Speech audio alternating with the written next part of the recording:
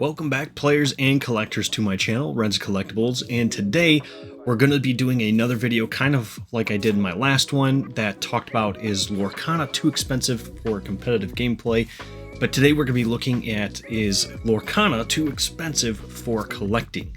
Don't really see a lot of people talking about this, and there's always some major discussions about, you know, whether Lorcana is really expensive or, you know, is it cheaper, you know, for singles and collectability and stuff.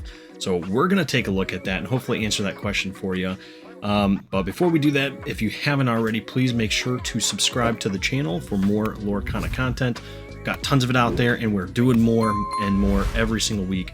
Also, make sure you like the video, but let's just dive right on into this episode. All right, so as you can see, we are on tcgplayer.com right here. This is kind of like the standard for all things market related to trading cards. And we're going to start off by looking at the newest set that's currently available in Lorcana, Ursula's Return. And I've already switched it over, so it's set to price high to low. And that way we can kind of just see everything right here. So if you look, the highest grossing thing on here is a case of booster boxes for Lorcana. Now, a case for Lorcana is only 4 boxes versus a case of, let's say, Pokemon, which has 6 boxes. So your case values are going to be a little bit different here. But if you go $409.90, let's say $410, you're looking at roughly $102.50 a box is kind of what the averaging price is. I'm sure they're down here somewhere. Yeah, right there, averaging them out about $108. Some is low, or no, the low price is $108, but the market price is $107. So it's pretty much right on. Kind of same with this up here. But for collectability, a lot of people look at singles and what the chase cards are. For Lorcana, they are the Enchanteds. And if you look here, pretty much every top card on this list is an Enchanted. You got 3 up here. These 4 are Enchanted all the way through. Then you got the booster box in the starter deck display there. Is it a display, or maybe it's like both decks or something? And then you get into some more Enchanteds. And then you're going to be getting into some of the legendary... Oh, no. There is one Enchanted that is lower priced than a legendary card. So that's interesting. It's kind of one of the things we're going to talk about a little bit here. But we're going to go back to the top here and look. So for this newest set, you've got a single card. The top card is almost $300, $293.97. That is the market price. There is one listed for $267. This could be a medium played card, though. It could be a card that somebody pulled from a pack and it had a big print line through it or something. So generally, I don't look too much at what the lowest listing is, because there's usually a reason for it being lower, especially if it's lower than the market price. So we generally want to look at the market price here. And it's weird because Ariel, I mean, she's a good character here, but she's not the most playable character in the set. So looking at a player standpoint, that's actually Diablo right here, which is the second highest one, but significantly under Ariel Sonic Warrior. So it's pretty, I think it's a pretty safe assumption to say that this is mostly a collector-based price, and it's a $300 card. Mind you, this set is only about a month old, month and a week, and it's at that price. So if we click into it, we can actually see the trends here. And there it is. It started off at $570, which is absurd. This is also, guys, why you don't buy stuff in the first week or two. Look at this. May 13th through 15th, it's $570. If you go up like 2 weeks, $363. And then you go up to current, it's $297. So you can see it dropped significantly from $570 all the way down to $297. And I want to kind of just state real quick that no, that's not the card tanking. It's not anything of that sort. People are so fast to jump on the ship to say, hey, the game is dying and it's sinking. We did that with all these other TCGs too, you know. It's stabilizing. That's what it's doing, because This $570 price was ridiculous, and honestly, the people that were buying it for the first 2 weeks at those prices were getting ripped off big time. And I don't understand at this point why people want to buy stuff like double to triple the price of what the card is actually valued just to have it like a week early. It blows my mind. But I'm not here to say that because, you know, maybe that's your thing. I don't know. If it is, fine. More power to you. You could save a little bit of money if you waited, though.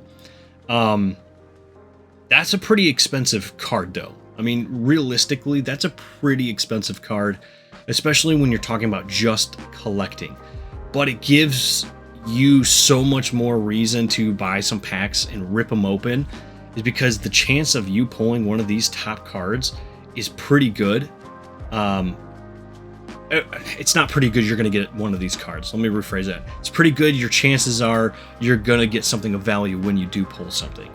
I mean, it's pretty uncommon to get some of these enchanteds that are, you know, under $50. And the only reason they're really under $50 is because they're locations. They're not characters. People don't really like collecting the locations. You want the character. You want, you know, the Ariel with the trident or the Diablo that's up front and center glowing green. Like, they're cool. They're awesome to look at. And then cards like the Wall and Ariel's Grotto, they're just not that cool, I guess. So if you're looking for collectability and you're on the cheaper side of things, these are good cards to pick up, to have enchanteds, to have some of those top cards, you know, top pulls. But they're going to be locations, and even this one, look at this family, it's a song. It's not a character card, so people don't really want it as much. $88, in my opinion, is kind of up there for some songs. I mean, same with this one, Second Star to the Right. But, I mean, not every card can be, you know, a $300 card. In fact, I pulled this Jasmine right here, the Desert Warrior enchanted, and it's only a $109 card. And to me, that was a really awesome pull. I got so excited when I pulled it. But imagine, you know, opening a pack and pulling out this Ariel right here. So $300. And we can look at some other sets too. I do kind of want to look into some other ones, like Into the Inklands. We'll give kind of a quick overview for it, because now this one's been out for a few months. And you can see there is an Ursula, Deceiver of All enchanted that's going for $373. The next priciest card is Robin Hood, Champion of Sherwood. I still really want that card, but it is still too much for me to just straight up buy. That's almost $200 for a card. I could get 2 of these booster boxes for that price, just about. These cards are awesome, and I don't know. To me, it feels like the prices are steep, but it drives the collectability a little bit harder. I've noticed people are wanting to spend a little bit extra on single cards like these for Lorcana than they are willing to do on Pokemon or Magic, just because they're rarer. You know, not as many people are opening Lorcana right now as they are Magic or Pokemon. As much as I think Lorcana is booming, and I think more and more people every single week are getting into Lorcana, it's just not coming anywhere close to the volumes of stuff being ripped open by Pokemon or Magic. And these prices kind of reflect that, you know. But you can see, like, outside of this one top card, it kind of drops off, and it's very steady. You got 189, 165, 159, 144, 134. And it's very, very steady, kind of going all the way down. Even when you get into some of the non-characters, like the Sorcerer's Hat here, you know, $90. Even some of the enchanted locations here, you know, $70, $63, $59. So there's some good options there. And even just getting legendary cards, which I know they say are supposed to be really hard to pull. Maybe my luck is just super good with Lorcana, but I've opened a booster box of Into the Inklands, and I pulled, I want to say 4 or 5 legendaries out of. I opened a Trove, and I got 3 legendaries, I think, out of those 8 packs from the Trove. I did my Ursula's Return Trove, and I got, I want to say, like 2 or 3 legendaries out of that as well. And then, you know, a handful of them from single packs. So to me, they're kind of out there, and it's awesome because you can get a legendary card which is super playable and it not cost an arm and a leg. That's more on the player side though. So, but the collector side, you know, these legendary cards are great. This Robin Hood Champion of Sherwood, it's got really cool art, going for $40, and then it's literally just the exact same as this card here. This one just has a cooler artwork, you know. So, in my opinion, Lorcana is very collectible, but you're gonna be paying a heavier penny for those prices. Let's go ahead and look into Rise of the Floodborn. We just looked at Into the Inklands, and you're going to see a very similar pattern here as well. You've got one really high sought after, like the chase card of the set, which is Cinderella Ballroom Sensation, $342, and then you have another one which is, I would say, relatively close, Alice Growing Girl Enchanted for $248. Then everything kind of stabilizes a little bit from there. You got Snow White, $186. That's a booster box. We've got Sisu, the Divine Dragon, at $125. Beast at $112. Shere Khan at $103. And it just kind of slowly trickles down. That's something I actually really like to see, because there's not like, there's, you know, a couple cards up here and then it's a huge steep drop. You got one really high chase card, and then the rest of them kind of just like level out. And we'll take a look at Pokemon here in a minute too, and kind of show how Pokemon does it. But you'll see there's like huge drop-offs with a lot of these. But again, sets like these, the thing that really kind of makes me feel good about Lorcana and where it's going is you're not getting one set. Let's talk Pokemon for example. You have a set that has a special Charizard in it for Pokemon. That card is going for, you know, $200-300, and everything else is going for like $50 at most. And then you go 2-3 sets where there's not really a top chase card or anything like that. You could go, you know, 2-3 sets and there be no really big chases, and sets drop in value rapidly. But with Lorcana, it seems to be holding really steady value, and they're all kind of the same. You see, the top card is usually around $300 to $400. You might have one or two other cards that are kind of high up there, and then the rest of them just very evenly kind of fall in price. And it's, to me, that's a sign of a healthy market. And we're going to get into the first chapter. This is one I kind of expect to be outrageous. I know it's going to be outrageous because the first card is Elsa, which this is the anomaly right here, $1,133. But it is because it's the base set.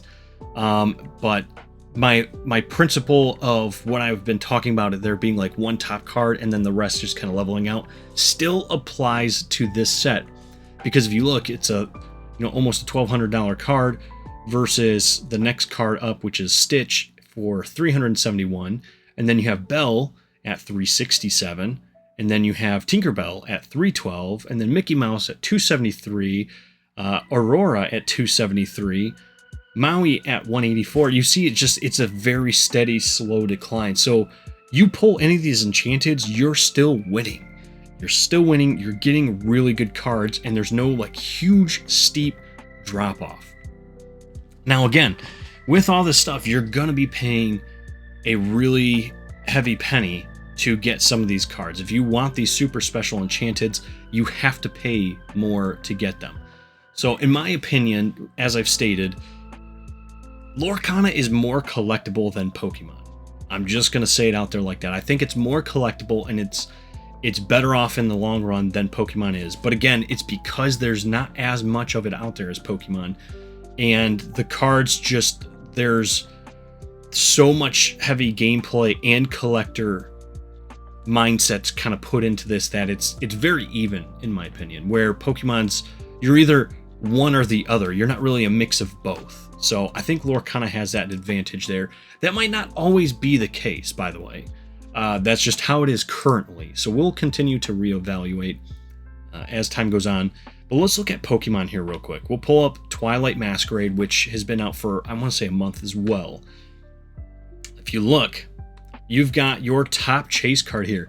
This is the other thing that kind of is interesting. Your top things are going to be sealed product, not necessarily cards. So that's kind of a big difference between Pokemon and Lorcana. Again, booster boxes come in 6 in a case. Lorcana comes in 4 in a case. So this really makes sense. But it kind of the same thing, you know, you got more product for Pokemon than you do Lorcana. But even so, you know, your top thing is the booster boxes at $589. The Lorcana boxes for 4 of them were $420 or something like that, $410. So I think if you do it box per box, Lorcana is still kind of outpricing in sealed value what Pokemon is. And of course, there's no extra goodies for a lot of the sets. You know, there's no, I guess you have troves for each set, but then, you know, there's different ones here, you know, Pokemon Center versus non, and then you've got other product as well. But if we skip right to the singles, the top single of the newest set of Pokemon is only going for $140. That is a secret rare Greninja EX. And I mean, I think the secret rares from Pokemon are equally hard to find as the Enchanteds in Lorcana. I think they're pretty close. They're neck and neck in pull rates, you know, versus the amount that's been opened. So to see that Lorcana has a card that's going for roughly 300 and what was it, $80, and then Pokemon only has one, its top card is only going for 140, that's a big drop off. And then if you look at their next cards, it's not like a huge drop off, but you're going from $140 to $98 to $73 to $49 to $40. So you can see, like, there's only what, 3 cards above $50 worth in this set, and then it's very steady going from there, but the prices are super low, which makes Pokemon much more affordable and easy to collect for the masses. But Lorcana, in my opinion, is more collectible, where it's going to retain a lot of that value. If we look at the next set from Pokemon, Temporal Forces, which has been out, it's been out for a few months now as well, kind of like Inklands for Lorcana. The top card in this set is only going for $88. The top card in Lorcana was going for $370, $80, something like that. So, I mean, that's a huge difference.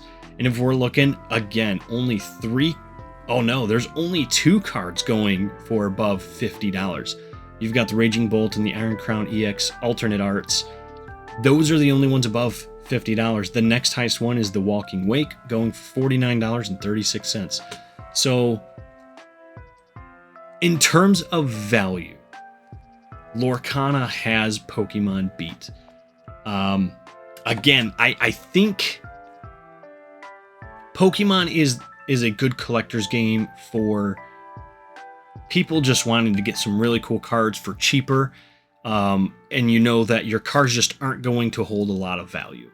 Lorcana is good to collect if you want to pay a pretty penny for some cards, but know that they're going to hold their value and increase steadily. That Elsa card, like I said, is a prime example of a card going for, you know, $400 or $500 initially, and it's now worth almost $1,200. And it shows no sign really of slowing down. So, I mean, Lorcana, everybody wants to be able to get into things, right? Like, even me, I'm huge into Lorcana, and I really want all those Enchanteds. I would love to have that Elsa Enchanted. I know I'm never gonna get it at those prices unless I magically pull it. But that's what makes the collecting game a little bit better for Lorcana, is that you know you can't, and you have to do some really special things, or you really have to try or make some trades or put in the top dollar to get a special card like that, but you know it's not going to just tank in value. Where Pokemon, you're not really so sure of that. Let's, like this Raging Bolt, for example. Let's see. I guess it's not really going to tank in value, but it's not really ever been worth a whole lot. when it first started, it was only $52. At its peak, it was $104, and now it's down to $88. So it's not really going anywhere. Where all the other ones for Lorcana kind of were. They started out high, stabilized at a good price, and they're slowly going up. So take with that what you will, but ladies and gentlemen, that is kind of my first assessment on how Lorcana is doing after a year versus something like Pokemon. Again, my opinion is my own, by the way. You do not have to agree with that opinion. You could think the complete opposite, and that is a-okay. And I encourage you guys to let me know down in the comment section below what you think. But in my opinion, and from what I'm seeing everywhere else, you know, in game stores and at these regional events, these challenges, it's harder to get these cards, but they're so much more of a flex when you get them. Like Lorcana just has more collectability to it than Pokemon in terms of, like, there's better chases, there's better cards, there's better value associated with it. Of course, value doesn't always mean that the card is better. It's just a term of, like, how much people want that card. So, in that way, you know, Lorcana is better. If you're just looking for cheap stuff that's, you know, you can collect, that looks pretty and is awesome, I mean, you can't beat Pokemon. That's they're top dog for that. But that's all we really have time for today. I appreciate you guys hanging out with me again. And if you haven't already, make sure you hit the subscribe button. I also have memberships open for the channel where all my videos are now being posted about 24 hours in advance, so you can watch my videos early. And also, it just helps support me. All money that I get from the YouTube channel and from memberships just go right back into the channel, and it's going to help me go to future events like Toronto. Perhaps I will be at the challenge in Toronto, so if you guys are interested in that, make sure you go check that out in the description below. But that's all we have time for today. Thank you guys once again for hanging out. We'll see you in the next one.